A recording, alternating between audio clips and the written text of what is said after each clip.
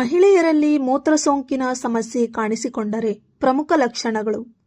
ಮೂತ್ರನಾಳದ ಸೋಂಕಿನ ಸಮಸ್ಯೆಗೆ ಪುರುಷರಿಗೆ ಹೋಲಿಸಿದರೆ ಮಹಿಳೆಯರಲ್ಲಿ ಹೆಚ್ಚು ಎನ್ನುವುದು ಆರೋಗ್ಯ ತಜ್ಞರ ಅಭಿಪ್ರಾಯ. ಹಾಗಾಗಿ ಮಹಿಳೆಯರಲ್ಲಿ ಮೂತ್ರದ ಸೋಂಕು UTI ಸೋಂಕು ಮೂತ್ರನಾಳದ ಕೆಳಭಾಗದಲ್ಲಿ ಕಂಡುಬರುತ್ತದೆ. ಚಿಕಿತ್ಸೆ ನೀಡದಿದ್ದರೆ ಈ ಸೋಂಕು ಮೇಲಕ್ಕೆ ಅಂದರೆ ಮೂತ್ರಪಿಂಡಗಳಿಗೆ ಮತ್ತು ನಂತರ ರಕ್ತಕ್ಕೆ ಹರಡುತ್ತದೆ. ಇದರಿಂದ ಪ್ರಾಣಕ್ಕೂ ಕೂಡ ಅಪಾಯ ಉಂಟಾಗುವ ಸಾಧ್ಯತೆ ಇರುತ್ತದೆ. ಸಾಮಾನ್ಯವಾಗಿ ವಯಸ್ಸಾಗುತ್ತಾ ಹೋದಂತೆ ಮಹಿಳೆಯರ ದೇಹದಲ್ಲಿ ಉಂಟಾಗುವ ಹಾರ್ಮೋನುಗಳ ಬದಲಾವಣೆಯಿಂದಾಗಿ ಅವರಲ್ಲಿ ಸಾಕಷ್ಟು ಆರೋಗ್ಯ ಸಮಸ್ಯೆಗಳು ಕಾಣಿಸುತ್ತಿರುತ್ತದೆ.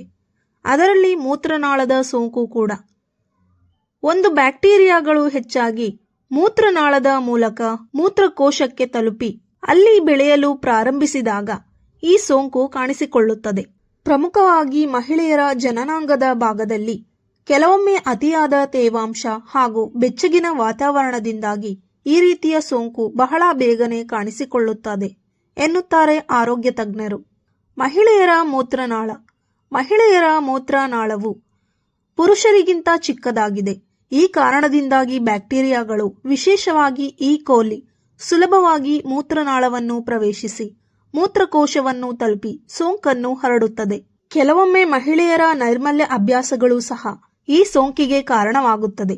ಉದಾಹರಣೆಗೆ, ಸರಿಯಾಗಿ ಶುಚಿತ್ವ ಕಾಪಾಡಿಕೊಳ್ಳದಿರುವುದು. ವೆಸ್ಟರ್ನ್ ಕಮೋಡ್ ಬಳಕೆ ಮಾಡುವವರಲ್ಲಿ ಒದ್ದೆಯಾದ ಒಳ ಉಡುಪನ್ನು ಧರಿಸುವುದು. ದೀರ್ಘಕಾಲದವರೆಗೆ ಮೂತ್ರವನ್ನು ಹಿಡಿದಿಟ್ಟುಕೊಳ್ಳುವುದು. ಮುಟ್ಟಿನ ಸಮಯದಲ್ಲಿ ನೈರ್ಮಲ್ಯದ ಬಗ್ಗೆ ಗಮನ ಹರಿಸದಿರುವುದು. ಸಾರ್ವಜನಿಕ ಶೌಚಾಲಯಗಳನ್ನು ಆಗಾಗ್ಗೆ ಬಳಸುವುದರಿಂದ ಮೂತ್ರದ ಸೋಂಕಿನ ಅಪಾಯ ಹೆಚ್ಚು.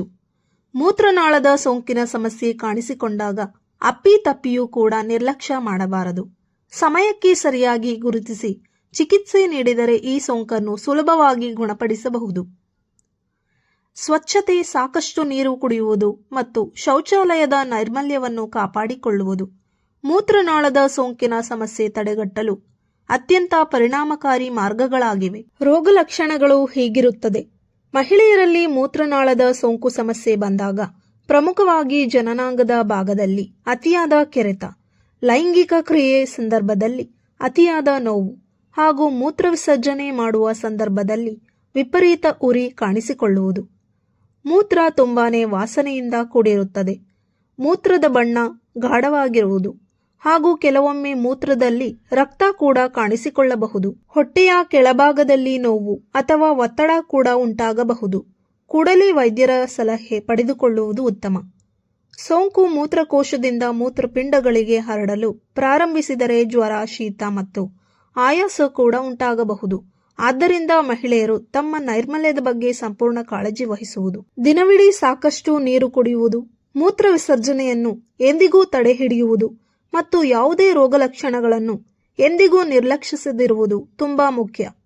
ಈ ಮೇಲೆ ತಿಳಿಸಿದ ಎಲ್ಲ ಲಕ್ಷಣಗಳು 1 ಅಥವಾ 2 ದಿನಗಳಿಗಿಂತ ಹೆಚ್ಚು ಕಾಲ ಮುಂದುವರೆದರೆ ಅಥವಾ ಮೂತ್ರದಲ್ಲಿ ರಕ್ತ, ತೀವ್ರ ಜ್ವರ ಅಥವಾ ಬೆನ್ನು ನೋವು ಇದ್ದರೆ ತಕ್ಷಣ ಹತ್ತಿರದ ವೈದ್ಯರನ್ನು ಸಂಪರ್ಕಿಸಿ.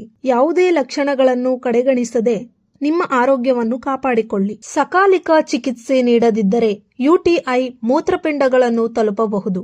ಇದು ಗಂಭೀರ ಸ್ಥಿತಿ ಆಗಬಹುದು. ಎಚ್ಚರ.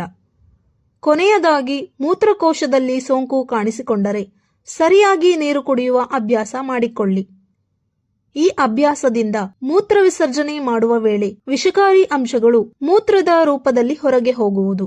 ಬ್ಯಾಕ್ಟೀರಿಯಾಗಳು ಮಲವಿಸರ್ಜನೆ ಮೂಲಕ ಕೂಡ ಹರಡುವುದರಿಂದ ಮಲವಿಸರ್ಜನೆ ಮಾಡಿದ ಬಳಿಕ ಗುದದ್ವಾರವನ್ನು ಮತ್ತು ಜನನಾಂಗವನ್ನು ನೀರಿನಿಂದ ತೊಳೆದು ಒಣಗಿರುವ ಟವಲ್ನಿಂದ ಚೆನ್ನಾಗಿ ಒರೆಸಿಕೊಳ್ಳಿ. ಸ್ನೇಹಿತರೆ, ಈ ಮಾಹಿತಿ ನಿಮಗೆ ಇಷ್ಟವಾಗಿದ್ದಲ್ಲಿ ತಪ್ಪದೇ ಲೈಕ್ ಮಾಡಿ, ಶೇರ್ ಮಾಡಿ ಹಾಗೂ ನಮ್ಮ ಯೂಟ್ಯೂಬ್ ಚಾನಲ್ ಅನ್ನು ಸಬ್ಸ್ಕ್ರೈಬ್ ಮಾಡಿ. ಧನ್ಯವಾದಗಳು.